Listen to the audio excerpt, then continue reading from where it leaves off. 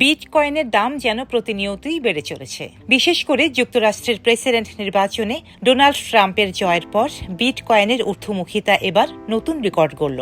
বর্তমানে বিটকয়েনের দাম 90,000 মার্কিন ডলারের কাছাকাছি। ধারণা করা হচ্ছে মার্কিন প্রেসিডেন্ট নির্বাচনে সদ্য বিজয়ী ট্রাম্প দায়িত্ব নেয়ার পর এই ডিজিটাল মুদ্রা বান্ধব নীতি মেনে নেবেন, এমন প্রত্যাশা থেকেই বাড়ছে বিটকয়েনের দাম।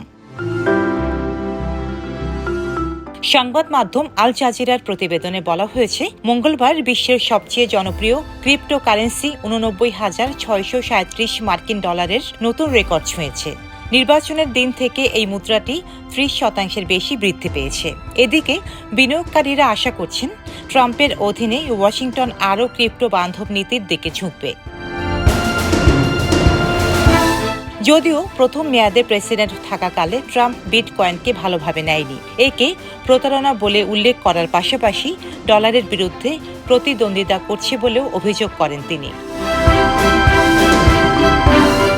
যদিও এবারের নির্বাচনী প্রচারণার সময় ট্রাম্প নাটকীয়ভাবে নিজের অবস্থান বদলান এবং নিজেকে ক্রিপ্টো সমর্থক হিসেবে উপস্থাপন করেন। এমনকি গত সেপ্টেম্বরে পরিবারের সদস্যদের সঙ্গে নিয়ে নিজস্ব ক্রিপ্টো প্রতিষ্ঠান চালুর ঘোষণা দেন ট্রাম্প।